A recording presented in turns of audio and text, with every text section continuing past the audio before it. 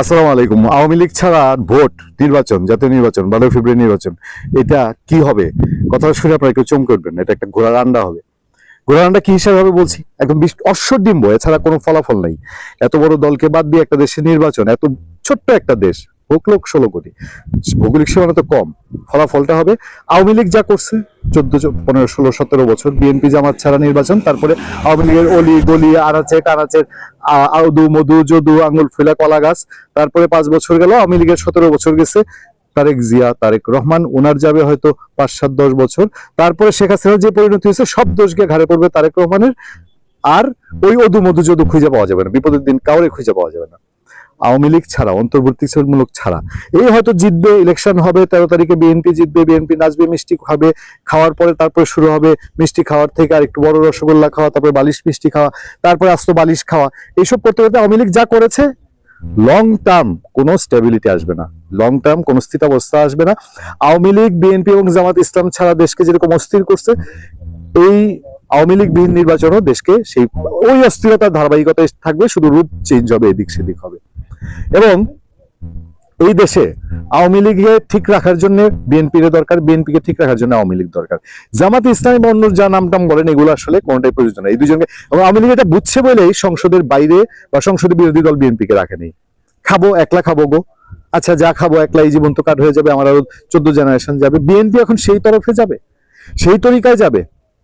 এই যে আওয়ামী লীগ বিএনপি ছাড়া এক একটা নির্বাচন অশ্বডিম্ব ঘোড়ার আন্ডা, এই কথাটা একটু ভদ্রভাবে বলছে সিপিডি, বলছে সিপিডি, আমাদের ভাষায় ঘোড়ার ডিম্ব অশ্বডিম্ব বলে নেই।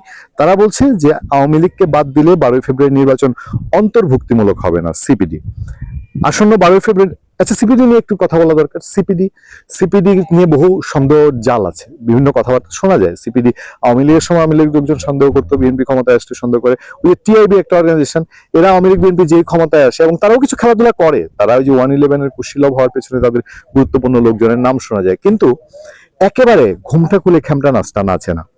তারা বলছে যে শনিবার নির্বাচনী এলাকায় সবুজ টেকসই অর্থনৈতিক চালচিত্র প্রত্যাশা প্রার্থী ও ভোটার জরিপের ফলাফল শীর্ষক এক মিডিয়া ব্রিফিং এ গবেষণা সংস্থাটি বলছে, কার্যক্রম নিষিদ্ধ থাকা আওয়ামী লীগের সমর্থক ও ভোটাররা চূড়ান্ত নির্বাচনী ফল নির্ধারণে গুরুত্বপূর্ণ ভূমিকা রাখতে পারেন। এ কথা আমরা গত কয়েকদিন ধরেই বলে আসছি আপনাদেরকে। বিভিন্ন জরিপের তথ্য বিশ্লেষণ করে সিপিডি জানিয়েছে, এই বড় জনগোষ্ঠীর মতামত ও অংশগ্রহণ উপেক্ষা করা হলে নির্বাচনের গ্রহণযোগ্যতা প্রশ্নের মুখে পড়তে পারে।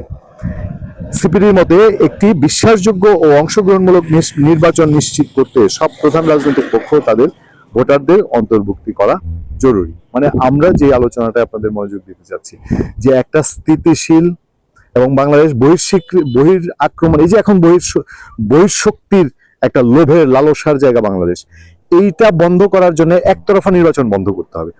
সেই পথটার দিকে কেউ আগায় না, কারণ হচ্ছে আওয়ামী লীগ বিএনপি একতরফা, চরিত্র দুই দলের একই, খুব বেশি ডিস্টেন্স না কারোর মধ্যে কার। যাক, এই অংশগ্রহণহীন নির্বাচনের লং টার্ম কি ফলাফল হয়, সেটাই এখন হয়তো দর্শকদের মতো শুধু আমাদের দেখতে হবে। ভালো থাকবেন। আওয়ামী লীগ ছাড়া নির্বাচন